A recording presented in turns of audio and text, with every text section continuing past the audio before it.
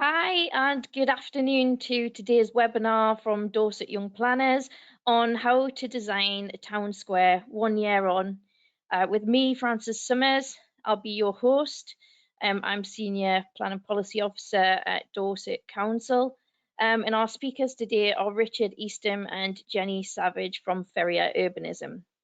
Before I introduce you to them and we'll get started, let's just go through the normal housekeeping points to help you get the most out of your session.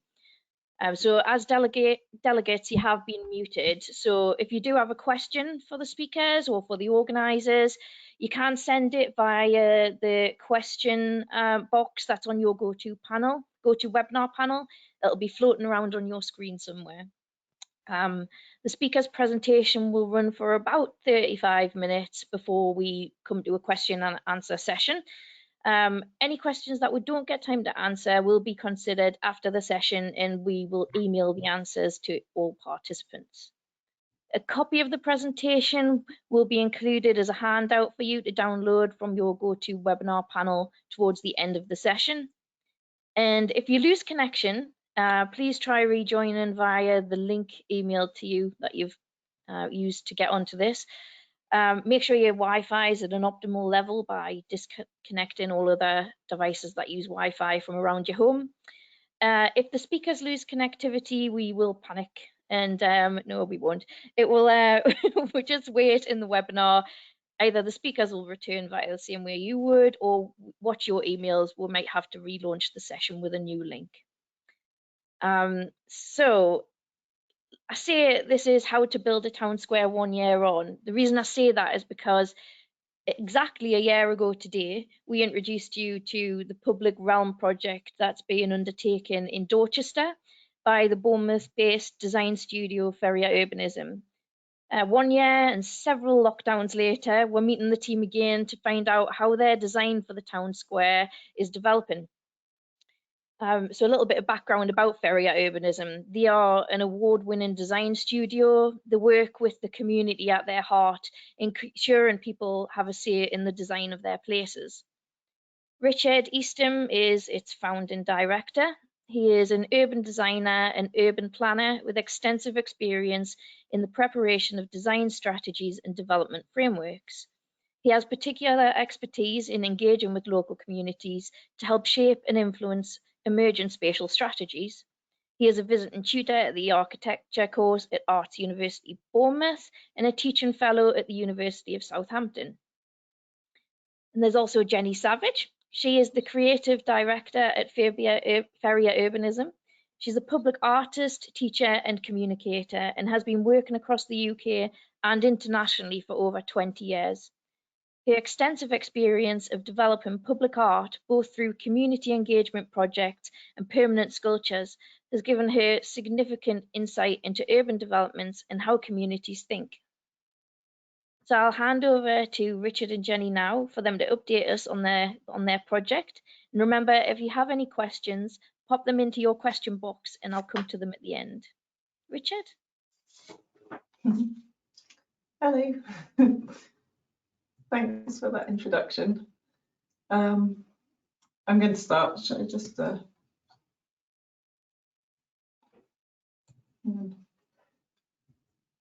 my screen, the slide is not progressing.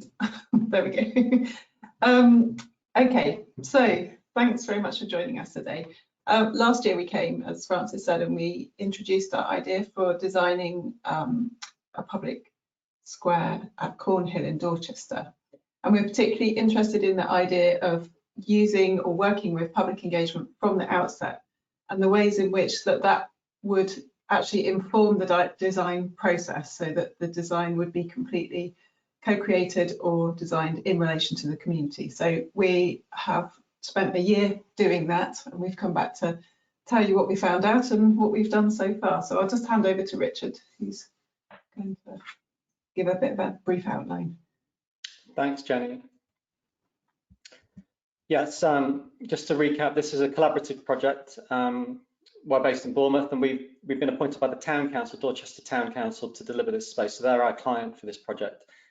And we're part of a team, we're leading a team that includes landscape, lighting and digital communication partners on the project. So you can see the the logos there along the bottom of the slide. There's ourselves, Ubu Design, landscape architects based in Winchester, Story, there's Laura Mulhern's digital communications agency, and Michael Grubb's studio, lighting designers, also based in Bournemouth. So that's the team, but we're leading this, and we're going to explain what we've been up to in the last 12 months. So for those who are on the call are perhaps not familiar with Dorchester, this map on the left is the town. It's got Roman origins and Neolithic origins even before the Romans arrived. And the little red dot, the little red rectangle on that map, we can zoom in on that. And over on the right there is Cornhill. Really, it's not a town square yet. It's really a junction between High West Street and High East Street, as they're known in Dorchester, and South Street. And Cornhill, I'm just going to move my cursor around, which is this area here. And in the middle of that, there's a little dot, and that's the monument, which you'll see in a minute. So that's really in the heart of Dorchester where we're working. This is what it looks like on the ground. This is a photograph standing in the space looking north. The two buildings in the background, St. Peter's Church on the left, the Corn Exchange on the right with its clock tower on the corner. And in the middle there is the monument. This town pump monument marks the spot where the historic water pump was found in the town. There is a mechanism inside that no longer works. Nobody can remember when it last worked. It's historically sort of defunct and no longer serves as a water point. There are some benches on the right-hand side and bike racks, but the whole area is a little bit shabby, a little bit run down, and but it's right in the heart of town. It has huge potential, and the town council spotted the huge potential and have asked us to help rediscover this purpose as a town square. Two more photos here. The one at the bottom, further back, but still looking north, and you can see on the left the building with a sort of curved front is Antelope House, where a connection comes out into this street. So that's the sort of extent of the space. And the photograph at the top there, looking south, is from High Street, looking down south. And there's a lot of clutter. There's signage, lampposts, bollards, traffic signs, and that's the space that we're dealing with. That's its current state. What's interesting about this is the dynamics that have happened in Dorchester in recent years. To the south, there's a Brewery Square development near the station, Dorchester South Station. It's found new purpose for old buildings. There's food and drink offer. There's a cinema. It's got a public square with a water feature in it.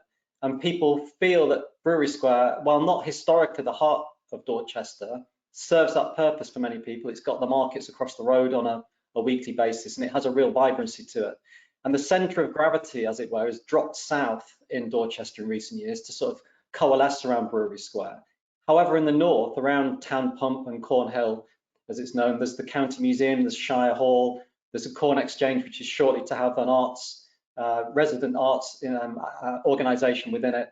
So there's a lot of that cultural activity around the north of the town. And what we're thinking or trying to rebalance is Cornhill's new town square will be a sort of focal civic space for the north of the town, and Brewery Square for the south. A town as large as Dorchester that's growing deserves more than one focal space, civic space of a high quality. And to the left and the right there, you've got Borough Gardens and Salisbury Field, these green spaces, but Brewery Square and Town Pump will be sort of civic spaces.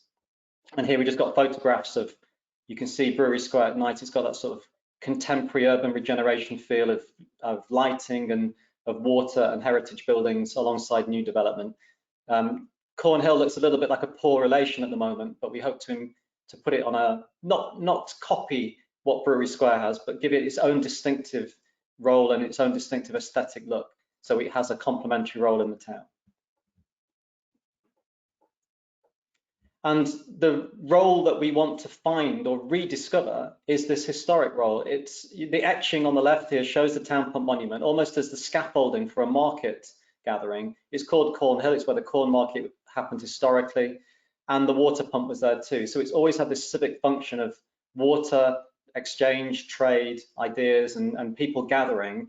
And even today it's used for markets, festivals and celebrations. However, the design and layout of the physical environment doesn't support that as well as it could do. The benches are a bit sort of ordinary. There's not very many of them. The water pump no longer works, and it's a bit cluttered and crowded. So we want to rediscover its civic purpose, looking backwards into history, but also how it can work into the future as well. So over to Jenny. So we set out to sort of, as I said before, start this as a kind of collaborative process with the public. And what we did initially was a series of Zoom chats with stakeholders in the area. And we used that to establish what really the main kind of needs were, what people felt were the main needs for the development of the Cornhill area. And this was established pretty quickly in terms of it needed to be something that functioned on a kind of day-to-day basis, a kind of meeting space, a kind of place of encounter, somewhere to bump into someone and be able to sit down and have a chat. But at the same time, it needed to be able to host kind of seasonal events. The Christmas tree was there, the choir regularly perform in the area. And there was a kind of like a sense that the growing kind of cultural quarter, I guess, or the cultural zone that was coming around along the road at the back would be able to kind of appropriate and use this space as a way of extending what they do within the building. So we started to try and think about, well, how can you design a kind of multifunctional space? And we came up with an idea of doing some engagement events in situ. This, sorry, just, there we go. Oh, sorry, this has gone on one too.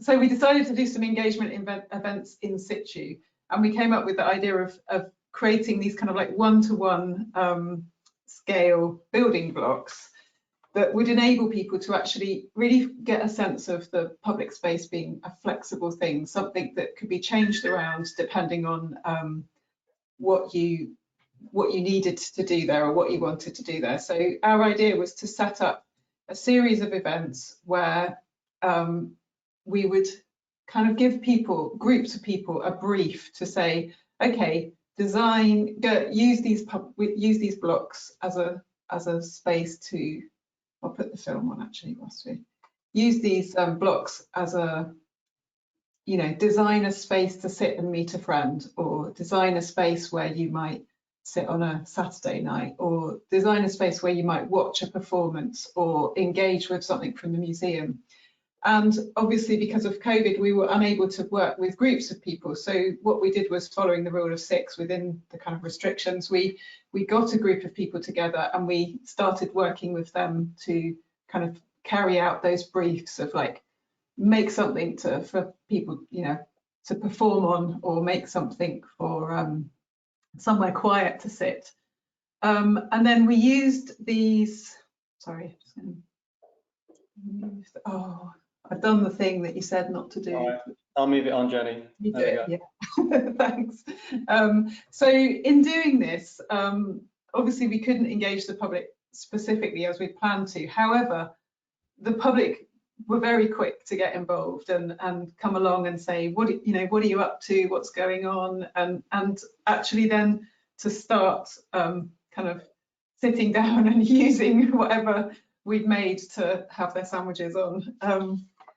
So this was a really good exercise, and it also enabled us to kind of test out some of the ideas that we'd sort of had initially, which was around the idea of the town pump, not only as a kind of historic water source, which, as Richard's already explained, we wanted to bring back, but the town pump as a kind of historic meeting place. And obviously that's something that happens across the world now. It's a kind of cultural thing. You go to somewhere with water and everyone sits around and has a chat. So we really felt like this idea of a kind of a gathering place or a meeting place around the water pump was something that would have a kind of value to contemporary Dorchester, but it would also connect in a very real kind of almost performative way back to, you know, through the history of Dorchester, by enacting things that people have done there throughout time, if you like.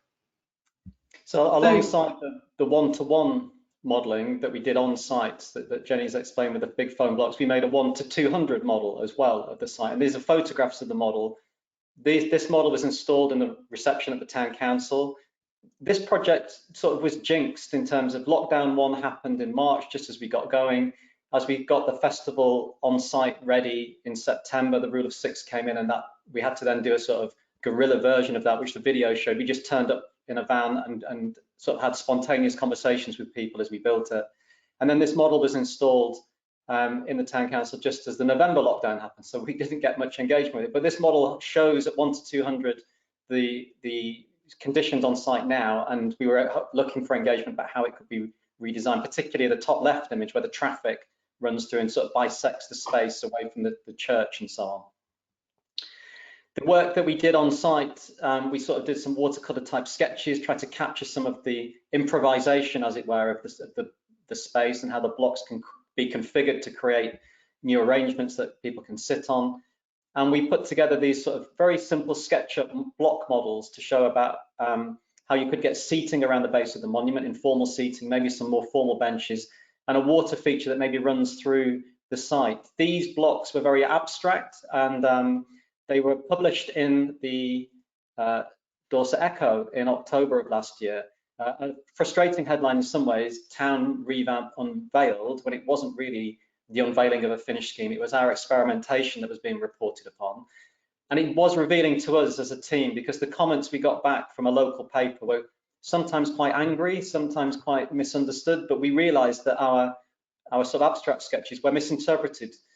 One comment said, pack up your concrete blocks and leave town, we don't like this scheme. It was too angular, it was too sort of sharp-edged, and the monochrome nature of the images suggested sort of grey concrete that people felt was unhelpful. But reading between these comments, there were some very supportive ideas around informal seating, around the restoration of the water source, and it gave us plenty of material to work with.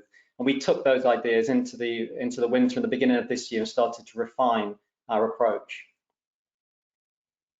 So yeah, this is just a series of drawings really that were made in response to the kind of comments that we got from the Echo. And I think what we really took away from that was that the kind of shape and the design of things needed to be more elegant and more refined and more minimal, and that there was very broad support for the idea of the water pump being repurposed or reused for a sort of playful element to be on site, but you know, with consideration to you know, people walking on the street and not falling over and things like that. So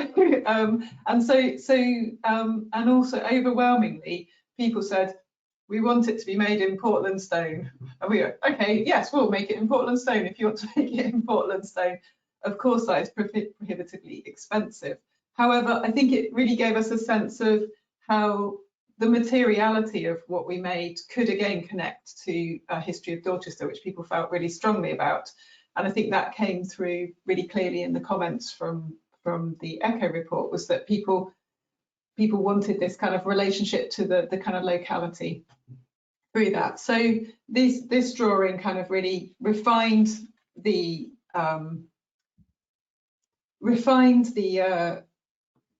kind of initial drawings, but also kind of responded again to the comments that we'd had. Again, it was, even though the Echo report may have been kind of in a sense misinterpreted, it actually gave us a really good thing to kind of kick back against and to kind of respond to. And so we were able to learn a lot from what we'd heard from people and use that in the designs. And this is where, so I'm going to say, this is where our partners Ubu Design, Mark Johnson and his team in Winchester, started to step in and take a more of a leading role. And this image here takes their first interpretation of Jenny's sketches, which are on the previous slide. And the idea of circularity and discs and pools of water, or pools of the more elegant shapes, and this groundscape idea where the monument, which is number one here, retains the vertical emphasis. We understand that the heritage statement needs to explain how what we do does not undermine the primacy of that object as being the main heritage item. And what we're trying to achieve here is a sort of series of objects that are multifunctional, going back to that image at the start, and how they can all perform different roles at different times of the day or year. So this is the next sequence now explains how we started to look at this. So the main element that we've been working on with Ubu is the monument. The photographic image on the right shows the state of it at the moment, but two arms almost sort of embrace the monument, and this will within that be able to contain a new pump mechanism. It's become clear that the restoration of the existing mechanism is going to be very prohibitively costly and maybe not meet modern water standards. So within the new arms, we can have a fresh mechanism that provides water for play, which would come out of the central feature, but also fresh drinking water to refill water bottles. And the arms of this would be raised at the point where it meets the monument to allow people to sit on it, but it would also have a sort of playful element for younger children and as it drops down to ground level. And this feature is now sort of becoming the centerpiece of this restored space.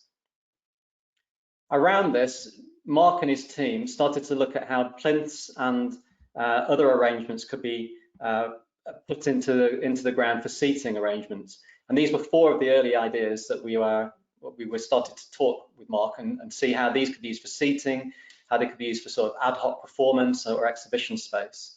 But myself and Jenny took these and went back out on site to test how they might work. So before we did that, go on, Jenny. Oh. Yeah. No, go on.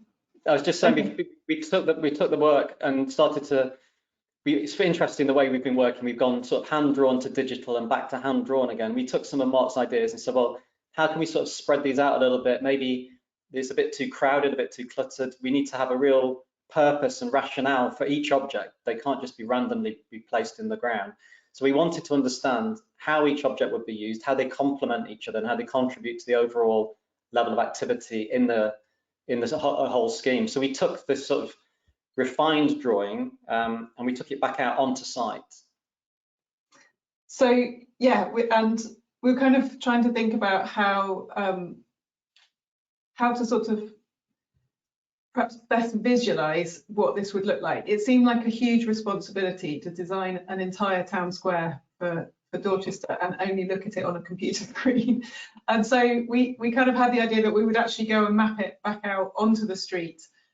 This in turn became another level of engagement with people, because obviously as we were out there and kind of doing it, people were coming over to us and saying, oh, what's going on? So it again became a chance or an opportunity to talk to people about what was happening and kind of get feedback. And actually we had very, very strong and positive feedback as we were laying it out on the ground. And people go, oh, this is a great idea, you know, when are you going to do it? And so that was really nice for us to be able to kind of test it. And so this was the kind of chalk drawings of us laying out the design on the ground and being able to see it spatially in relation to the whole area, and also see how it works with the market, with the existing how people are using the existing seating and how that could be moved forward. I think one thing that we were really concerned about was replacing the comfortable seating like for like, and kind of making sure that actually that we kind of add to that comfortable seating rather than taking anything away. And that did lead to quite difficult decisions, that we had to let some of the plinths go that we really liked in favour of making sure that we provided enough kind of seating with seating backs. But I think those were good decisions to make. Really. When you're there bending down on the ground with a piece of chalk, the number of people that obviously say what's going on, but universally, when we explained what it was we were drawing, we had a positive response. You know, people say, oh, about time something happened here, and that was a real vote of confidence for the team to be interrupted in our work and essentially be told that we're doing the right thing. This photograph here is of from just a few weeks ago. We're on site in amongst the chalk drawings with members of the Dorchester Town Council, officers and members, explaining how the arrangement had been arrived at, the purpose of each bit, the spacings between them. For example, we looked at the 2-metre gap between each one to allow mobility scooters to move through and wheelchair users to access them. We didn't want it to feel too crowded, and we went on site initially to draw more of these objects, but it was the act of being on site drawing it that made me and Jenny reach a point that, you know, we think that's probably enough intervention to give the functionality we're looking for. And we went back to our 1 to 200 model as well. And our colleague Enrica in the team, she cut, just using foam block, the shapes and the this distribution that we think will work best. Then we put them into the model that sits in the town council reception, and we put some little figures on it in Photoshop to show the potential of how these different objects can be used in different ways. So on the left here, you've got the stage area with 2 children on top, but maybe mum and dad or adults sitting around the edge. We've put seat backs, as Jenny said, on some of the objects as well to create replace some of that more traditional or more conventional seating, as well as the more ambiguous objects. The one on the right here shows the playful nature of, if I just move my cursor, of the water feature around the monument. We've designed this area sort of a supervisory bench. We think it's far enough away so you won't get splashed, but you can keep an eye on everyone that's playing in the water. And we've also tried to engage or provide as much space for events. The Christmas tree sits here traditionally as well. So we've spaced out the objects to allow for temporary events to spring up and be accommodated between the objects. We are getting feedback at the moment that maybe things are too spread out, but we're of the opinion that the spacing of these does provide a definition to the whole town square and allows things to happen in between the objects as well. So the physical model, we are combining the physical model, which does exist in real life, with photographs and imagery to try and convey the opportunity. And here we've got the choir on top of the stage. But one of our first conversations at the start of the project was with the warden of St. Peter's Church that you can see in the background there. And they said they'd love some outdoor space to perform at different seasonal events. And that was one of the driving factors behind this particular object, the number 5 plinth, which is known as the stage.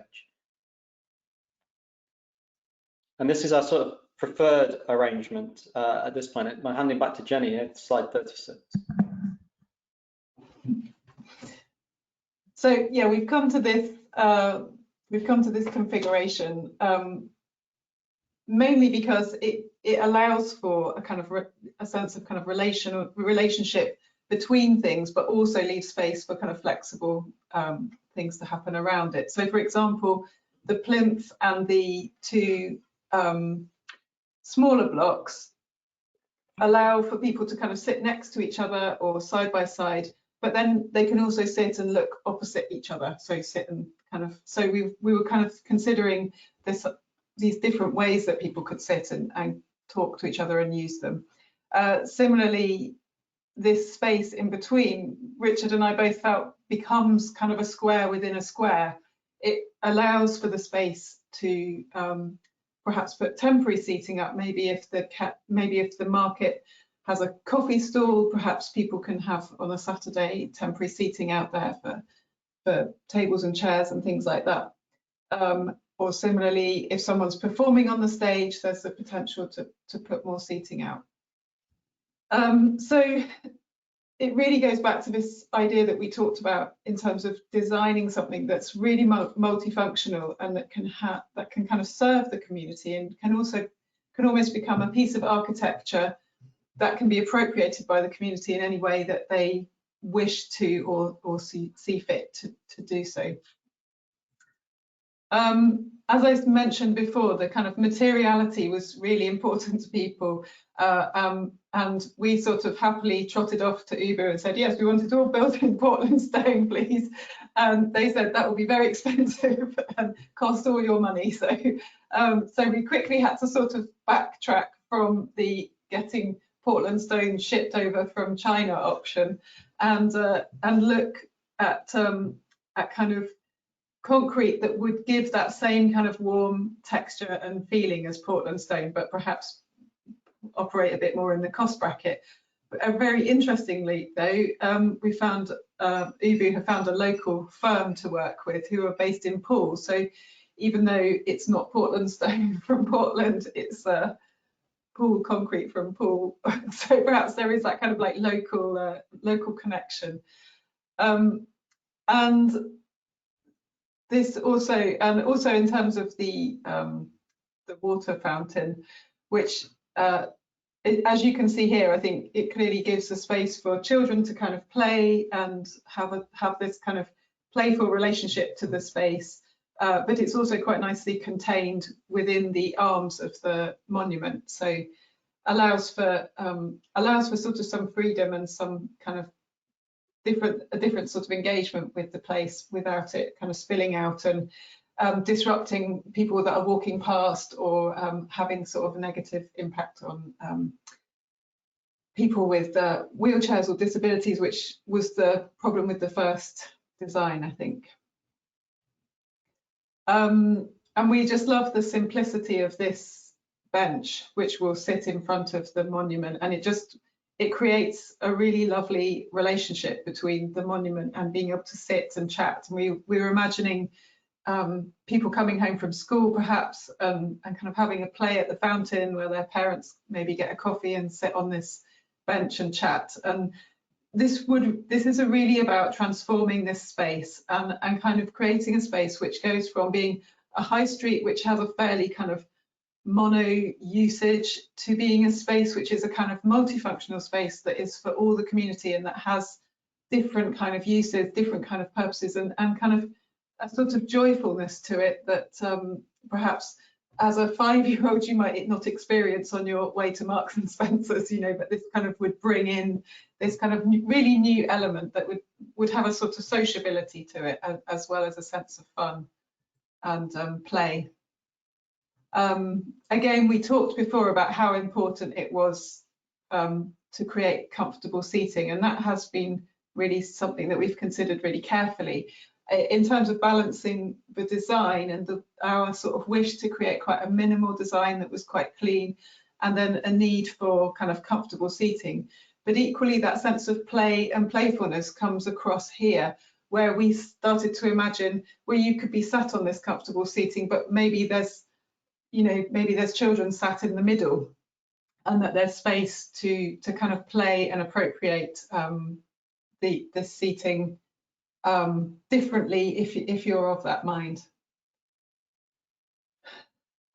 And yes, just to kind of reiterate this idea of the seating, it increases current levels of seating by 50%. We're doubling the level of seating, and that's the seating with backs. And I think there's an overall equivalent to a 700% opportunity for seating. So again, it's about when we were there and when we were working in the space, we just observed that the chairs that are currently there were just constantly being used. There were always people sitting there, always people coming over and chatting, and it really is a meeting space. And I think we really wanted to kind of take this idea of the fact that it's a meeting space already, and just create more opportunity for people to kind of use that and kind of be present there. And this idea of the concrete, we like the, sorry, one too many there. We like the, sorry, there we are. There's a sort of an ironic twist here that the Echo report last October, people were sort of aghast at the idea that it was concrete. At that time, we were not really talking about materials, but our sort of monochrome SketchUp models sort of suggested that. Portland stone was this recurring theme, but cost and so on. But what we've got, concrete's come on in huge, sort of technologically, there's lots of opportunities to be flexible with it. And this is the plinth number 5, the monument, the stage one, where you can sit around the edges of it. And this idea of texture is going to be interesting. The polished, smoother surfaces encourage people to sit. The more rough texture in the middle, a bit more grippy if people use that as a stage. But this one, we're really keen to retain a simplicity of it, no sort of decoration to it. And it's a really ambiguous thing that people can use in different ways. Concrete, we are now exploring with Ubu on a technical level how aggregates can be added to this. Maybe each of them has a sort of unique identity. They may take on different textures or qualities that reflect the listed buildings around. There are several buildings around that have motifs or detailing in that we could reflect. The pump itself, the pump monument, has a particular sort of detail that we might want to integrate to sort of reflect that as a whole. But the smooth surfaces that may work really well for the rill as the water runs down out of the pump is something we're looking at. Also, how you can get the rough and smooth. All of these images are, you know, concrete in different fabrications. And we're looking as well at color and texture and getting that. You can almost dial it and tune it to the texture and the color you want these days. So you've got real opportunity to be very creative with material within the limitations of the budget. And we're at that stage now where we can really deliver the visual qualities that people are looking for. Now we've really sort of established the spatial arrangement and the nature of the shapes and how they can be appropriated in different ways. So this is quite an exciting stage we're at. Jen. And then just finally to finish up, and me and Richard were talking about before, was saying this, it's exciting doing this talk for us because it's a really, you know, it's a live project, and now we've just got the kind of designs coming in for the floor, you know, the flooring. And again, we really wanted to continue and extend that idea of the kind of play and playfulness.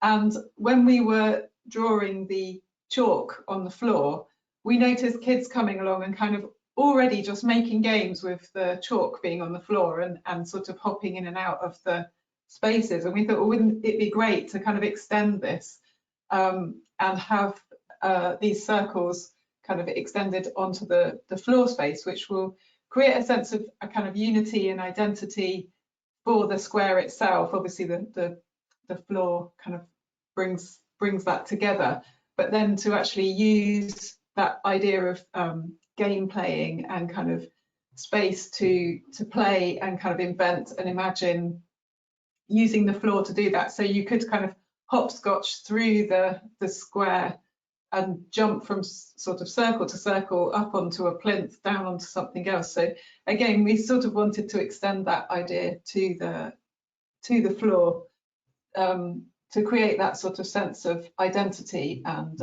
extend that. So okay, That's the previous slide showed sort of working ideas, and this is the current thinking. And as Jenny said, this is in the last few days we've been working on this, but the idea that there's a trail that leads you through the physical objects, but back onto this sort of two-dimensional ground.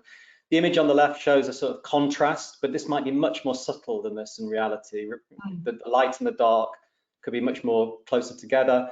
But the objects themselves, we've been working, we've got contacts with the Town Council about visual impairment and the distinction between the ground and the upper level. I'm just going to move my cursor around here. What's interesting here is this elegant bench that we talked about here almost acts like a foil against the water feature beyond it. So it almost prevents the trip hazard risk that comes with water features by just being far enough away to prevent that.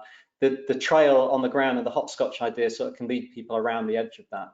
So we're still working this through at this present stage, but the final image we'll leave you with is, again, from Mark Johnson and his team at Uber, sort of CGI.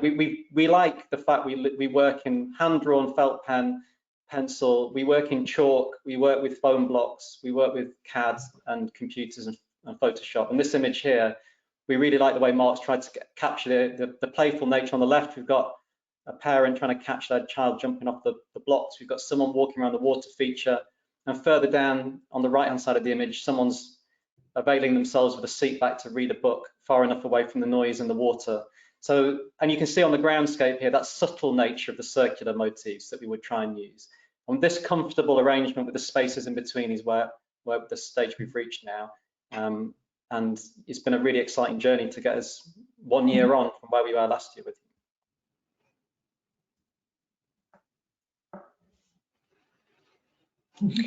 Wow, thank you. So to sum up then, you've done quite a lot in the last year. Well, we had this amazing coincidence. Every government restriction linked to COVID was almost the day we were planning to do something. It was a remarkable coincidence. I'm not sure if we were responsible for all of that or the other way around, but we were jinxed for a while on this project. Well, I'd just like to say that it's the way that you design everything with community at the very forefront of the design that really gets it, really makes it for me. It's how genuine and passionate you are to make sure that that's done properly. Because obviously, we all know that genuine public engagement reduces conflict, but it's the way that you engage that makes it so special. It's helping people visualize how it's going to look on the ground, because that is such a hard part for people, to either go from text to what it's going to look like, or from a 2D drawing to what it's going to actually look like and feel like when it's there. And that's what I think makes you special. And if it was me giving feedback, I know I would be able to give you much more useful feedback by being able to visualize it than if I was looking at a drawing or a text. And so, yeah, I just think it's really inspirational, and you really must be building such a strong community spirit and pride in that area of the town by allowing that true engagement. So yeah, very interesting. Thank you for that. really thank you to hear that, Francis, as well. And I think just on that point about the visual nature of it, one of my anxieties early on was the traders that run businesses immediately adjacent to that space. But when you're there with a piece of chalk on the ground and the business owner comes out and says, I think this is brilliant, this would be a fantastic thing for my business, it's such a lovely thing to hear, because there's always tends to be a sort of reticence from businesses about change. They're always anxious, but to stand there on site with that business owner and explain what we've drawn gave us confidence, but gave them a real reassurance as well. So a whole range of stakeholders, businesses, local people, the council themselves have been part of this, and it's been really enjoyable to work with all of them. Yeah, I mean, you know, a lot of people don't like change, do they? So must be very nice to hear that you're going in the right direction. So we've got about 19 minutes left. I've got loads of questions. So let me start.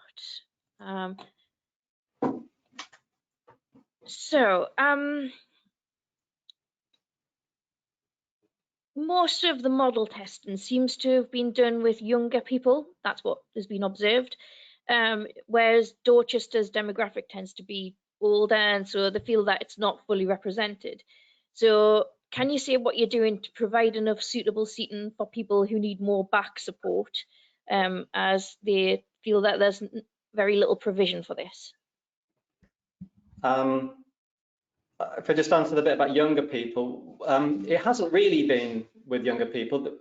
Our original intention September time last year was to run what we call a sort of micro festival, or a one-day festival on site with the phone blocks, and we did have people signed up in teams to take part in it. It would be sort of role play engagement, design a space for children, design a space for a picnic, design a space for a concert, and we'd video people's arrangement with the phone block, and then the plan was later that evening to project on one of the walls film of what happened in the day and try and make a sort of celebration of the ideas. We were unable to do that because of the rule of 6.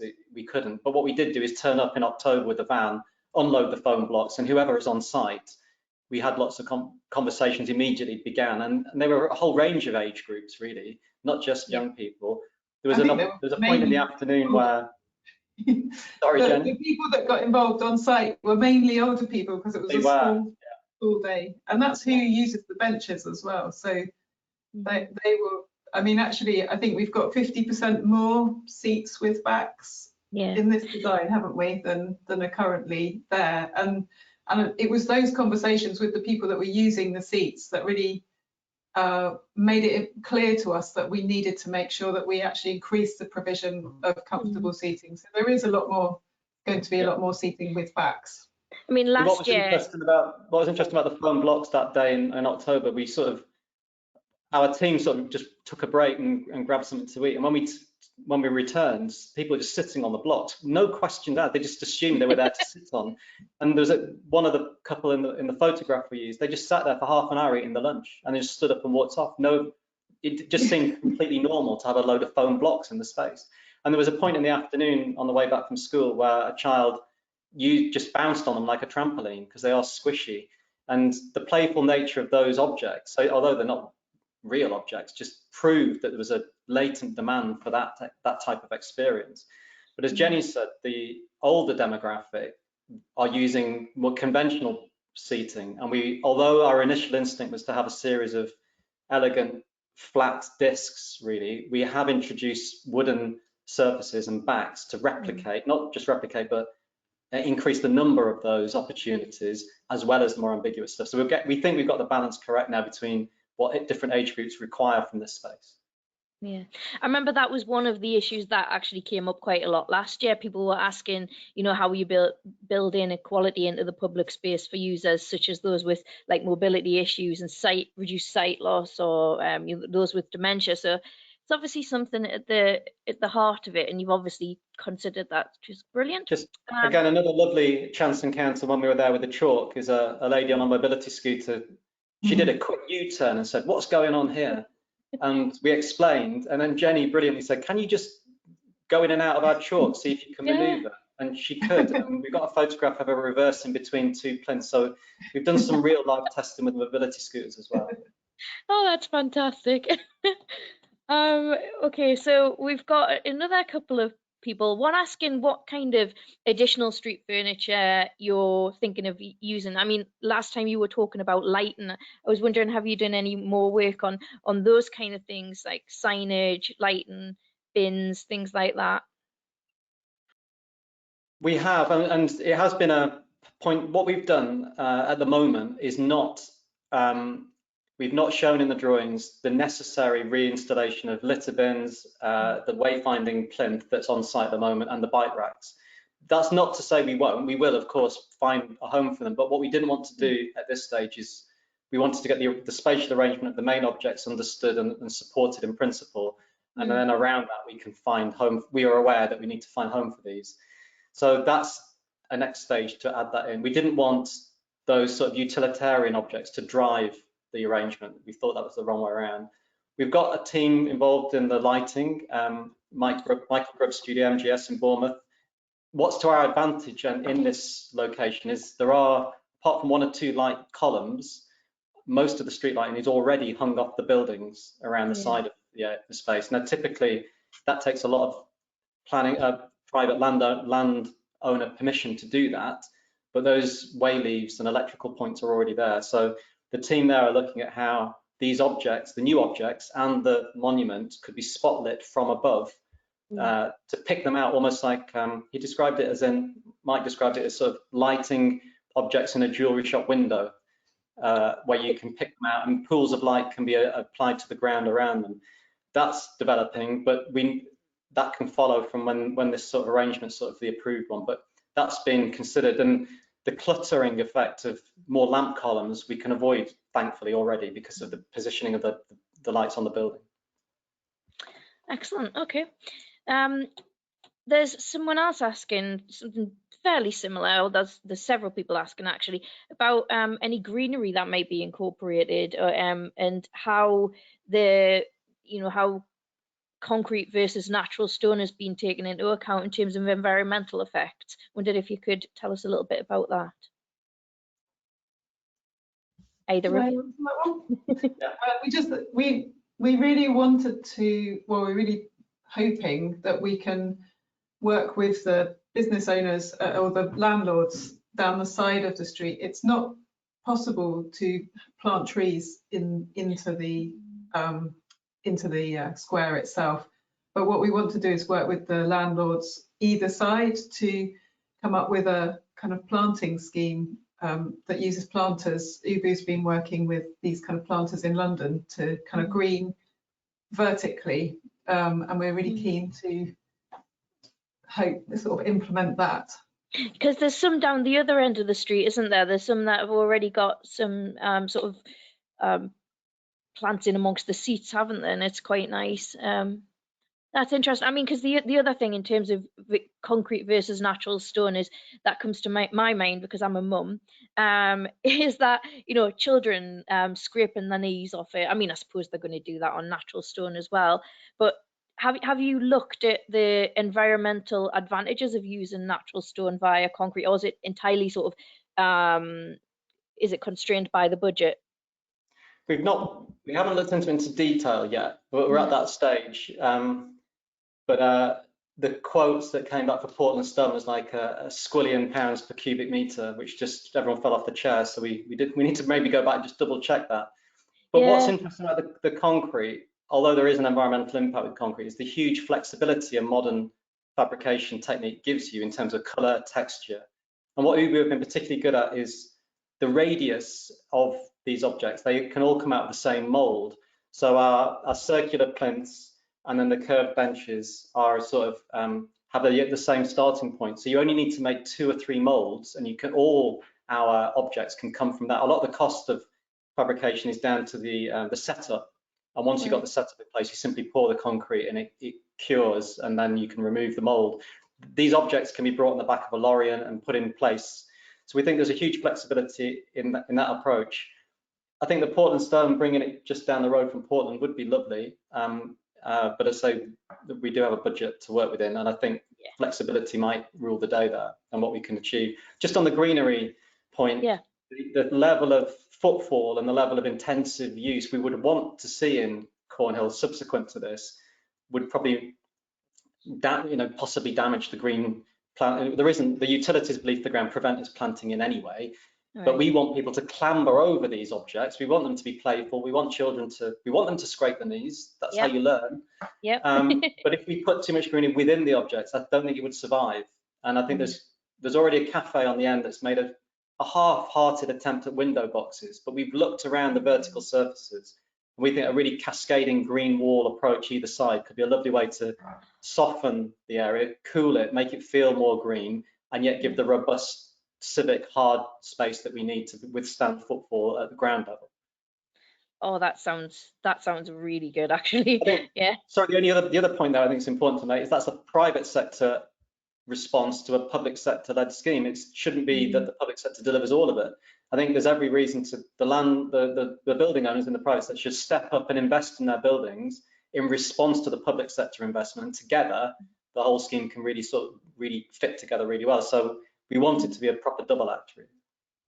Yeah, excellent. Got a few more. We've got 9 minutes, so I'll keep going if you don't mind. There's people saying that they're delighted that the physical and mental disabilities have been taken into consideration in the material. They would like to know, was there specific consultation undertaken with particular organisations in response to that, and if so, what organisations? In terms of access type issues? Yeah, I think that's what they mean. The fact that you've taken into consideration the physical and mental disabilities. Have you consulted with any sort of specialists, I suppose, or experts in the field relating to that? Not yet, but we've got. Maybe you're already experts in that. Well, we understand the needs ourselves from our own experience, but we've got a contact through the town council with local groups that we want to be, as we move into the sort of this stage, to fine tune things and get that right. So they will be consulted at the right time. Lovely.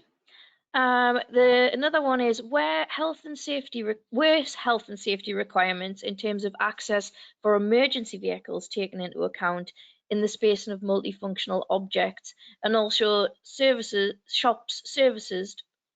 I'm going to start again. Also, are shops serviced by back lanes, or do deliveries use the main square out with retail hours? Really good. Yeah, well, the first bit about emergency vehicles, at the moment, the emergency channel runs on the western side of the street. Our arrangement maintains that. There's no change there. So we're confident the emergency vehicle access remains as before. The servicing is an issue for at the moment, it should be pedestrianised after 9:30, and the bollards at the top are rarely in place, and it is like a traffic jam throughout the day, in fact, up there. And when I was chalking out the other day, a van parked across, I was halfway through and a van just parked over the top of it, and I had to come back and finish it later. There are white vans and transit vans going in and out all day, and there's a desire from the town council to stop that. Now, Derngate Street, for those that know Dorchester, is just south of that space and could provide an alternative servicing arrangement. If the space is to fulfill its potential as a people-focused space, we must stop the out-of-hours delivery, which is clogging it up. I mean, the market stall has a presence there, but their vans park up and sort of stay there for hours on end, really. And there is an issue there. So we think this scheme and the development of this scheme can start to move some of that servicing out, which shouldn't be there anyway, and find alternative arrangements for them. But what has been encouraging, talking to the market traders and the businesses, they don't see that as a problem. They're not desperate to hold on to their vehicle access. The reverse seems to be true. The two of the businesses that stopped us when we were chalking out, they said, this is great. We'd much prefer this. And, we don't want the vans parking up here throughout the day. We want this instead. So we're pushing at an open door, really, I think. Imagine for the market traders, well, and for the shops, it's actually going to make probably footfall, create more footfall, if it's a nice area for people to go to. So I can see why they would be supportive. So how do you think the impact of the pandemic on public space in terms of space design, or how do you think the pandemic has impacted on public space in terms of space design? For example, we might need more space due to social distancing. Now, this was raised last year as well. We're now moving out of, hopefully anyway, out of complete lockdown. But and I know last year you were thinking, how long is this going to go on for? Do we continue, you know, planning for social distancing or not? What have you done with that? Have you continued thinking in, you know, along the lines of we need to make sure that we can allow for social distancing, or have you disregarded that?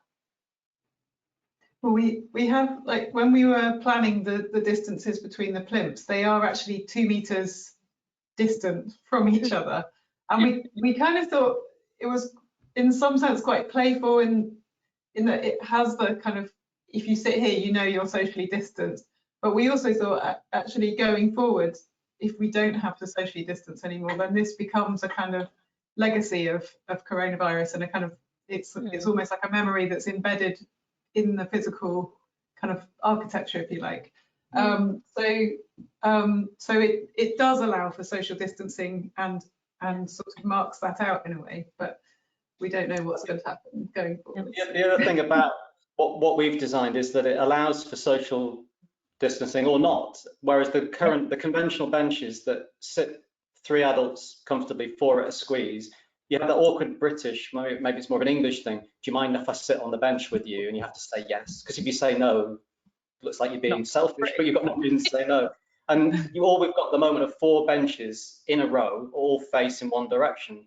And it's the most awkward arrangement socially, and it's hard to socially distance, and the benches are left sort of underutilized. What we've got now, you could get twice as many people sitting on these objects, all much more relaxed with one another and socially distanced, or groups of teenagers, particularly the one at the north, which has got 2 benches around a central plinth, with a much more social gathering, sort of almost a campfire arrangement that works really well. So groups of people that know each other can be much more convivial. Those that don't can spread themselves out almost without the awkwardness of the conventional benches. So I think we've got both opportunities moving forward now with this. That's lovely. Well, I think we'll have to stop there because we've only got 3 minutes left. And yeah, I just want to thank you again. It was really insightful presentation. It's lovely to hear how the project is progressing. So next week we will email you a copy of the video, the presentation, and I'm aware that we haven't gotten through all of the questions, so we will hopefully answer those questions and email them to you next week. Remember to keep an eye on the RTPI website for more virtual opportunities. I noticed there's one on design and access statements on the 5th of July. There's an LAPC webinar on the 27th of July. And of course, there's the Planning Excellence Awards, which close tomorrow. So get your entries in now. A feedback survey will be launched immediately after the session. And if you would take time to answer the questions, that would be really great because it does help us improve. Okay, thanks again, Richard and Jenny, and I'm sure all of us will want to wish you good luck for the rest of the project. Thanks for listening. Bye for now. Bye.